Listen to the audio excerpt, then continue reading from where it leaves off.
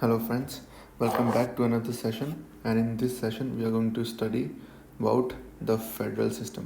ये जो पिक मैंने यहाँ पे लगाई है इससे आपको पता चल ही रहा होगा कि स्टेट एंड नेशनल जो हमारी पार्टीज़ होती हैं या फिर जो गवर्नमेंट होती हैं, जब वो एक साथ आती हैं, जब उनके जो फंक्शंस होते हैं वो डिवाइडेड होते हैं and at the same time cooperative होते हैं, तब फेडरल सिस्टम बनता है. ठीक है, इसके बारे में हमें we have to study today. Unitary government basically क्या होती है? All powers wasted with the national government. जिस गवर्नमेंट में सारी पावर नेशनल गवर्नमेंट में होती है उसे यूनिटरी गवर्नमेंट बोलते हैं. ठीक है, जिसमें सारी पावर सेंटर के हाथ में होती है. If regional government exist then they derive their authority from the national government. अगर रीजनल गवर्नमेंट होती भी है तो वो अपनी अथॉरिटी नेशनल गवर्नमेंट से ही डिराइव करती हैं, जैसे ब्रिटेन में है, फ्रांस में, जापान में, चाइना में है. ठीक है.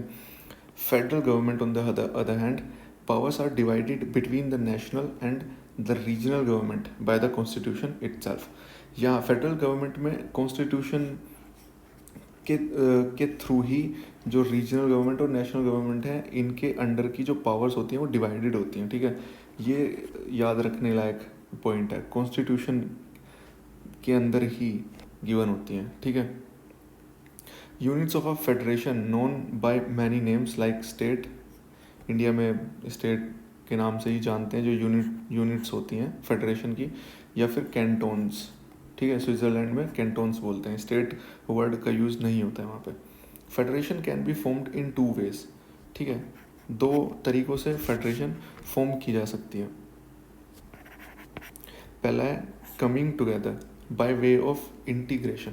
ठीक है, कमिंग टुगेदर मतलब जब कई सारी स्टेट्स मिलके इंटीग्रेट होती हैं to form a whole country, like in USA. वहाँ पे शायद 51 स्टेट्स हैं if I am not wrong. वहाँ पे 51 स्टेट्स हैं. They came together to form a whole new country जिसे हम यूएसए के नाम से जानते हैं. ठीक है, इसीलिए वहाँ पे डबल गवर्नमेंट, इसलिए वहाँ पे डुअल सिटीजनशिप चलती है. नेशनल की तो है ही वहाँ पे, और इन स्टेट्स की अपनी अलग सिटीजनशिप भी होती है वहाँ पे. A number of small states come together to form a big union. ठीक है, USA is the oldest federation and it is a coming together federation. ठीक है, जैसे मैंने अभी आपको बताया 51 है, शायद 52 है, आई एम नॉट श्योर, आपको चेक करना पड़ेगा. Holding together by way of disintegration. Holding together मतलब कई सारी स्टेट्स हैं, दे केम टुगेदर और बस उनको पावर प्रोवाइड की गई हैं कई सारी स्टेट्स को. ठीक है, बस उनको होल्ड किया जा रहा है. A big unitary state is converted into a federation. ठीक है, एक स्टेट बन गई और फिर उसे डिवाइड किया जा रहा है. ठीक है, कई सारी स्टेट्स में. ग्रांटिंग ऑटोनॉमी दी जा रही है to provinces to promote regional interest.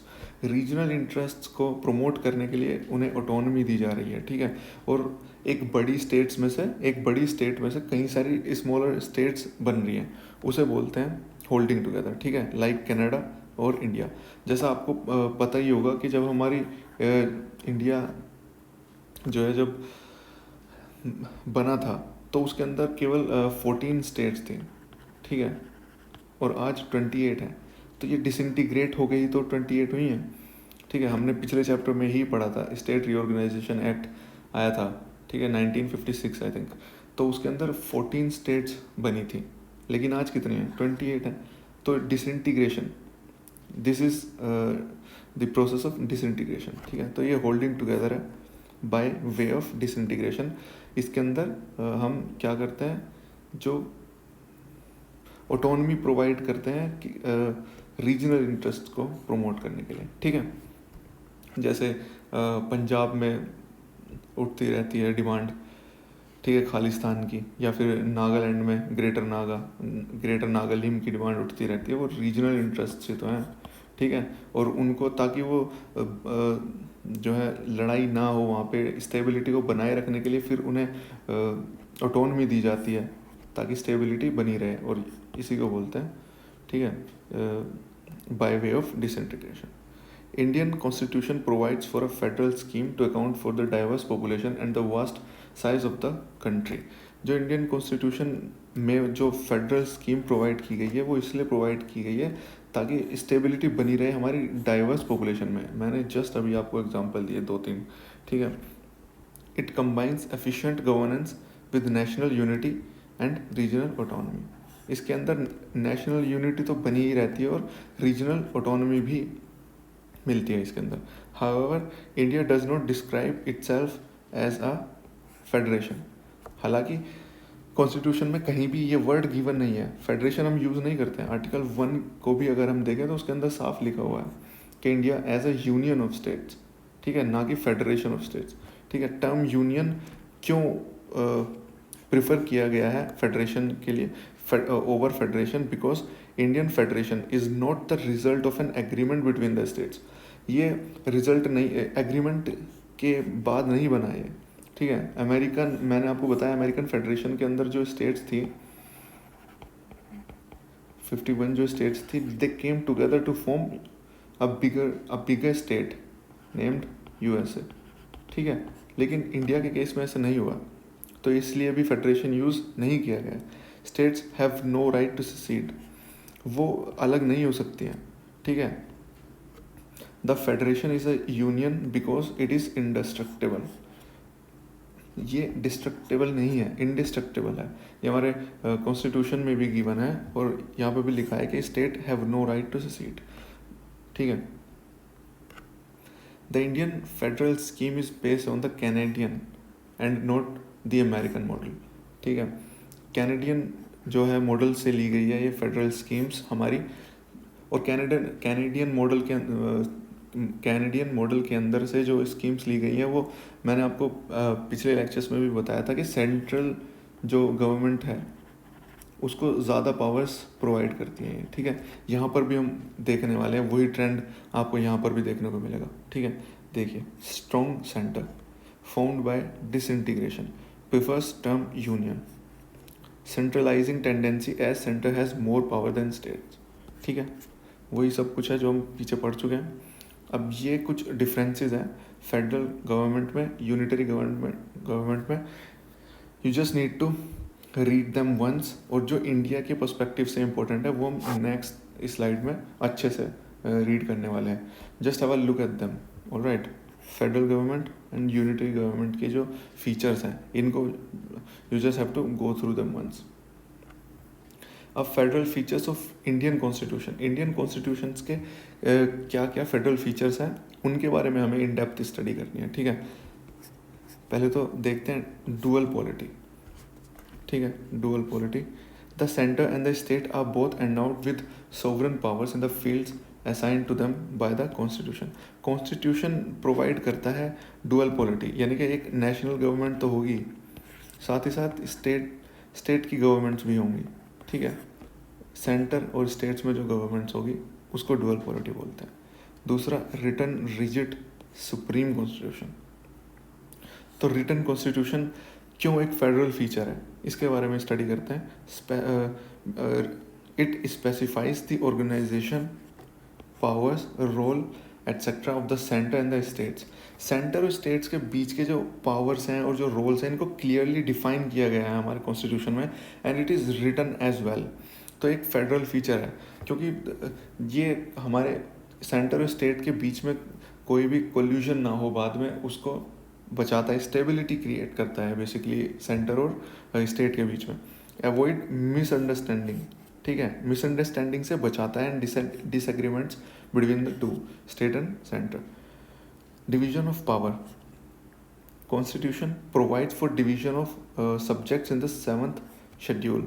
7th schedule के अंदर यूनियन लिस्ट है, स्टेट लिस्ट है और कंकरेंट लिस्ट है. यूनियन लिस्ट पे पार्लियामेंट जो है प्रावधान ला सकता है यूनियन लिस्ट के अंदर जितनी भी सब्जेक्ट्स हैं. स्टेट लिस्ट पे स्टेट लेजिस्लेचर्स और कंकरेंट में बोथ ऑफ देम, पार्लियामेंट भी स्टेट लेजिस्लेचर भी. लेकिन यहाँ पे इसके अंदर ओवरराइडिंग पावर पार्लियामेंट के पास है. ठीक है. ओवरराइडिंग पावर क्या होती है वो हम अभी स्टडी करने वाले हैं. ठीक है. तो डिवीजन ऑफ पावर, पावर को क्लियरली डिवाइड किया हुआ है सेवन्थ शेड्यूल के थ्रू लिस्ट्स बना के अलग अलग यूनियन लिस्ट बनाई गई है जिसके अंदर वो मैटर्स हैं जिस पे पार्लियामेंट फैसला ले सकती है। स्टेट लिस्ट बनाई गई है जिसके अंदर वो मैटर्स हैं जिसके ऊपर स्टेट लेजिस्लेचर्स फैसला ले सकती है। और कंकरेंट लिस्ट जिसके अंदर both of them can amend these subjects. Alright, एक रेसिडुअरी लिस्ट भी होती है, रेसिडुअरी लिस्ट, ठीक है। ये भी पार्लियामेंट के अंदर ही होती है, ठीक है। Supremacy of the constitution, laws of the centre and state must conform to the constitution, ठीक है। लॉज जो सेंटर और स्टेट बनाती है वो कॉन्स्टिट्यूशन के अगेंस्ट नहीं हो सकते। केशवानंद भारती केस के अंदर भी हमने स्टडी किया था कि उन्होंने एक basic structure of the constitution define किया था, तो उसके अगेंस्ट अगर कोई भी जो लॉ होगा या वो चाहे वो सेंटर के थ्रू हो या फिर वो स्टेट के थ्रू बनाया गया हो, वो अनकॉन्स्टिट्यूशनल ही माना जाएगा, ठीक है। दस the centre and the states must operate with in the jurisdiction prescribed bye the constitution. तो कॉन्स्टिट्यूशन जो ज्यूरिसडिक्शन प्रोवाइड करता है सेंटर स्टेट को, उसकी लिमिट में रहकर ही सेंटर या फिर स्टेट लॉज बना सकती है, ठीक है। केशवानंद भारती केस हमने ऑलरेडी स्टडी कर लिया है पिछले वीडियोस में। The judiciary's power of judicial review can declare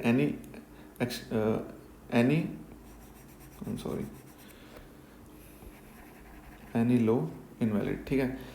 judiciary के पास पावर है ये जुडिशियल रिव्यू की, ठीक है। उसके अंडर ये कोई भी लॉ अगर अनकॉन्स्टिट्यूशनल है तो उसे इनवैलिड घोषित कर सकते हैं। ये आर्टिकल 13 में है, ठीक है, सुप्रीम कोर्ट। रिजिड कॉन्स्टिट्यूशन है, any provisions of the constitution that relate to the federal scheme, ठीक है। अभी हमने पढ़ा शेड्यूल 7 के अंदर एक फेडरल जो स्टेट लिस्ट है, अगर उसके अंदर पार्लियामेंट कोई चेंज लाना चाहती है तो वो स्पेशल मेजोरिटी और ratification of half of the states, इन दोनों के जब पूरे हो जाएंगे उसी के बाद जो है उसके अंदर स्टेट लिस्ट के अंदर चेंज लाया जा सकता है, अदरवाइज वो स्टेट लिस्ट के अंदर चेंज नहीं लाया जा सकता। इंडिपेंडेंट जुडिशरी है, protects the supremacy of the constitution using the power of judicial review, ठीक है। जुडिशियल रिव्यू की पावर हम फंडामेंटल राइट्स में स्टडी करने वाले हैं, ये आर्टिकल 13 के अंडर गिवन है, ठीक है।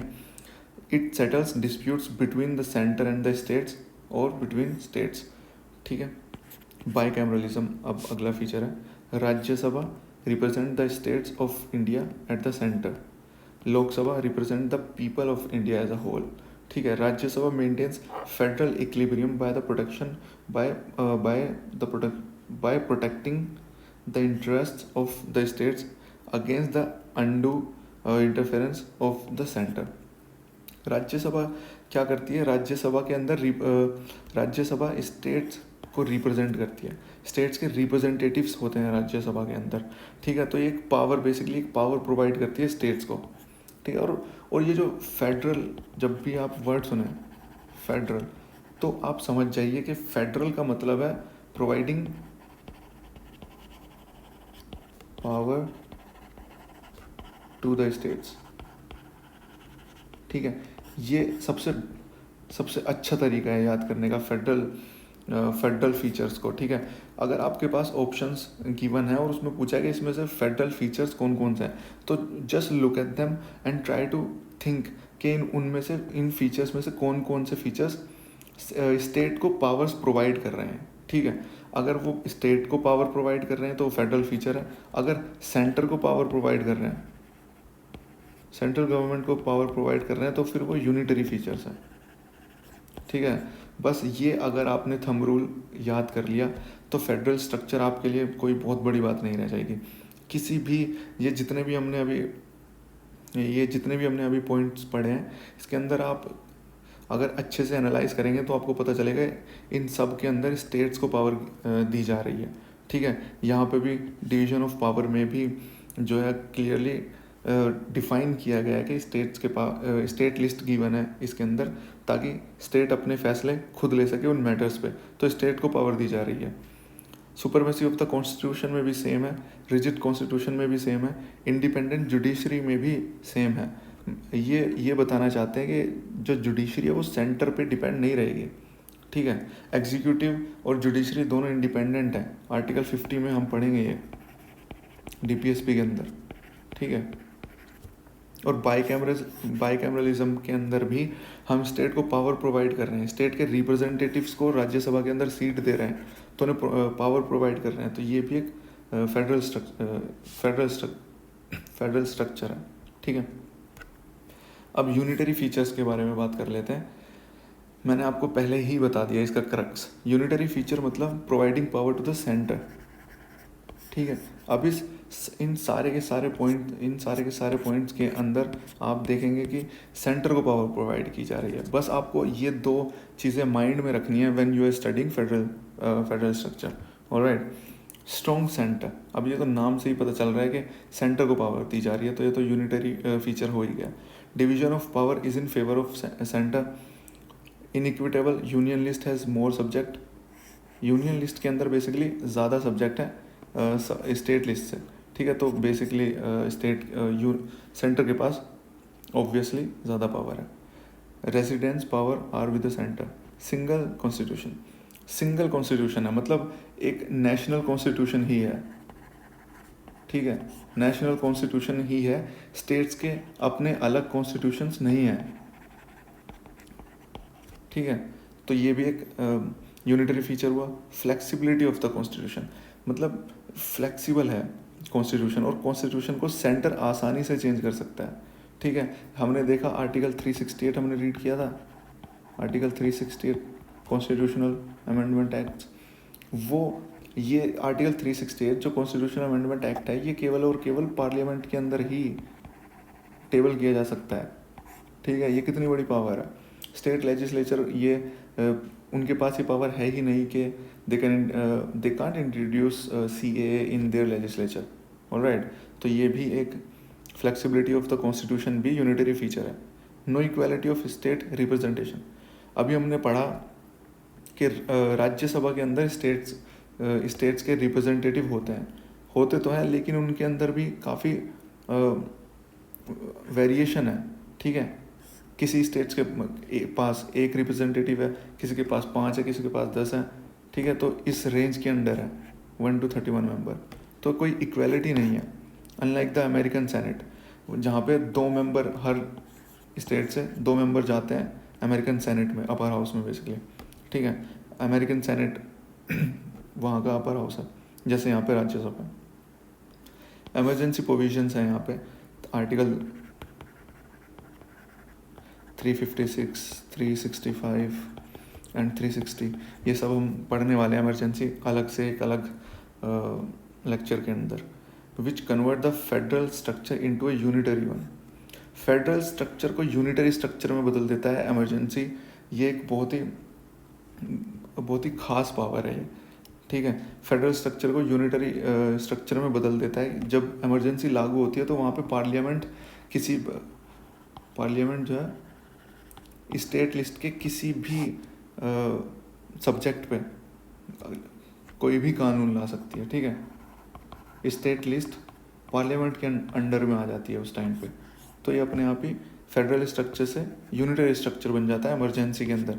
ये एक एक्स्ट्रा ऑर्डिनरी पावर है हमारे कॉन्स्टिट्यूशन में, ठीक है। सिंगल सिटीजनशिप है, ये तो यूनिटरी फीचर है ही, आपको बता ही दिया मैंने कि बस एक सिंगल सिटीजनशिप है, स्टेट्स की सिटीजनशिप नहीं है यहाँ पे, अनलाइक यूएसए के अंदर ऐसा नहीं है, ठीक है। ऑस्ट्रेलिया के अंदर भी ऐसा ही है, नेशनल वहाँ पे सिटीजनशिप तो है ही, और साथ में स्टेट की अलग सिटीजनशिप है, ऑलराइट। अब इंटीग्रेटेड जुडिशरी है। इंटीग्रेटेड जुडिशरी मतलब अगर जैसे सुप्रीम कोर्ट कोई फैसला सुनाती है तो वो इंडिया के हर स्टेट में लागू होगा, ठीक है। उसकी ज्यूरिडिक्शन ओवरऑल इंडिया में है, ठीक है। जब भी कोई सुप्रीम कोर्ट कोई बड़ा फैसला सुनाती है तो उसके आधार पर ही जो है हाई कोर्ट उससे सिमिलर अगर कोई उनके पास मैटर आता है तो उसको उस सुप्रीम कोर्ट की जजमेंट के आधार पे ही वो भी फैसला सुनाती हैं, ठीक है। तो ये है इंटीग्रेटेड जुडिशरी का मतलब। A single system of court enforces both central and state laws.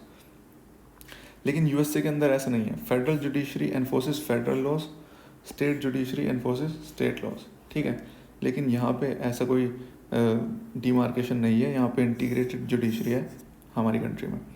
All India services, central and state governments have separate public services, but in addition there are also all India services. All India services चुनी तो centre के द्वारा जाती हैं. Members are recruited and trained by the centre which also have ultimate control over them. ठीक है, तो central के कंट्रोल में ही होते हैं ये सब जितने भी सिविल सर्वेंट्स होते हैं. ठीक है, बट काम किसके लिए करते हैं? स्टेट्स के लिए. This violets the federal principle of the constitution. ठीक है, तो ऑल इंडिया सर्विसेज भी यूनिटरी फीचर में आएगा. इंटीग्रेटेड ऑडिट मशीनरी, जो कैग होता है कंट्रोलर ऑडिटर जनरल, ये ऑडिट करते हैं accounts of the control and the state government. Control नहीं है, सेंटर है. सेंटर और स्टेट गवर्नमेंट के अकाउंट्स को कैग जो है, कैग के ऑफिस में ही, ये सीएजी के ऑफिस में ही ऑडिट किया जाता है. ही इज़ अपॉइंटेड और रिमूव्ड बाय द प्रेसिडेंट. अब प्रेसिडेंट इनको अपॉइंट करता है और रिमूव भी प्रेसिडेंट के थ्रू ही होते हैं. इसलिए इंटीग्रेटेड ऑडिट मशीनरी एक यूनिटरी जो है फीचर माना जाएगा, क्योंकि प्रेसिडेंट के हाथ में इनका अपॉइंटमेंट. ठीक है. Parliament authority over state list. मैंने आपको पहले भी बताया था कि पार्लियामेंट स्टेट लिस्ट पे भी कानून ला सकती है उस कई सारे सर्कमस्टांसेस के अंडर. उनमें से एक सर्कमस्टांसेस है कि राज्यसभा अगर रेजोल्यूशन पास करती है इस संदर्भ में कि पार्लियामेंट को स्टेट लिस्ट में कुछ चेंजेस लाने चाहिए और वो नेशनल इंटरेस्ट में हो, तो पार्लियामेंट स्टेट लिस्ट में चेंजेस ला सकती है. ठीक है, और भी कई सारे सर्कमस्टांसेस हैं जहाँ पे ऐसा सिनारियो क्रिएट हो सकता है. वो हम आगे पढ़ेंगे पार्लियामेंट को जब हम अलग से पढ़ेंगे. ठीक है. Appointment of governor. अब गवर्नर अपॉइंट किसके थ्रू होता है? प्रेसिडेंट के थ्रू होता है, तो ऑब्वियसली ये यूनिटरी फीचर्स में आ जाएगा. Integrated election machinery. The election commission is constituted by the president. ठीक है, अब प्रेसिडेंट कंस्टिट्यूट कर रहा है तो ये भी यूनिटरी फीचर्स में आ जाएगा. ठीक है. Veto over state bills. जब हम गवर्नर और स्टेट लेजिस्लेचर जब हम स्टडी करेंगे तो हमें पता चलेगा कि गवर्नर के पास ये आर्टिकल 200 होता है. आर्टिकल 200 के अंदर गवर्नर के पास कुछ पावर्स गिवन है, जिसके थ्रू वो कुछ बिल्स अगर उसके पास पहुंचते हैं तो वो बिल्स को वो अपने पास रख लेता है, रिजर्व कर लेता है. किसके लिए? प्रेसिडेंट के लिए. The governor can reserve certain types of bills passed by the state legislative for the consideration of the president. President की कंसिडरेशन के लिए अपने पास रिजर्व रख लेता है वो, और ये पावर गवर्नर को मिलती है 200 आर्टिकल 200 के थ्रू. ठीक है. और फिर जब ये बिल प्रेसिडेंट के पास पहुंचता है तो प्रेसिडेंट उस बिल पे क्या क्या जो है मतलब क्या क्या डिसीजंस ले सकते हैं, वो सब पावर गिवन है 201 के अंडर. ठीक है. तो मैंने इसलिए लिखा ताकि आपको मेमोराइज करने में आसानी हो, आप लिंक कर सकें अच्छे से कि आर्टिकल 200 गवर्नर के पास होती है पावर, फिर जब वो बिल प्रेसिडेंट के पास जाता है तो आर्टिकल 201 प्रेसिडेंट के पावर आती है. प्रेसिडेंट के पास वो पावर आती है 201 में आर्टिकल. ठीक है. President can withhold assent to these bills in the first and the second instance. ठीक है. फर्स्ट इंस्टेंस में भी वो विद होल्ड भी कर सकता है या फिर एसेंट भी दे सकता है. और सेकंड अगर दोबारा उसके पास वो बिल फिर से आ जाए तो उस केस में भी विद होल्ड कर सकता है प्रेसिडेंट. ठीक है. इतना ध्यान देने की ज़रूरत नहीं है आपको, बस ये याद रखिए वीटो ओवर स्टेट बिल्स ये एक यूनिटरी फीचर है. ये सब कुछ हम ये सारी प्रोसीजर हम इन डिटेल स्टडी करने वाले हैं. ठीक है. स्टेट लेजिस्लेचर में क्रिटिकल एनालाइज कर लेते हैं अब एक फेडरलिज्म को इंडिया के अंदर. In India federal scheme has deviated considerably from traditional federal systems like US, Switzerland और ऑस्ट्रेलिया, स्विट्ज़रलैंड और यूएसए के अंदर जो ट्रेडिशनल फेडरल सिस्टम है उससे हमारे इंडिया के अंदर जो फेडरल स्कीम है ये काफ़ी डेविएट हो चुकी है अब तक, और इसको काशी फेडरल भी बोला जाता है. बार्गेनिंग फेडरलिज्म या फिर कोऑपरेटिव फेडरलिज्म भी बोला जाता है। A unitary state with federal feature, ये भी बोल सकते हैं कि ये एक यूनिटरी स्टेट है। यूनिटरी स्टेट मतलब जब सेंटर के पास ज़्यादा पावर हो। यूनिटरी स्टेट है विद फेडरल फीचर्स, जिसके अंदर फेडरल फीचर्स भी हैं जब स्टेट के पास ज़्यादा पावर होती है। ठीक है, तो इन दोनों का कोऑपरेशन को ही बोलते हैं unitary state with federal features. ठीक है, तो ये लेक्चर था and thank you very much for watching this lecture. और अगर आपको लेक्चर अच्छा लगता है तो please do like this lecture, share this lecture and subscribe to our channel. Thank you very much guys.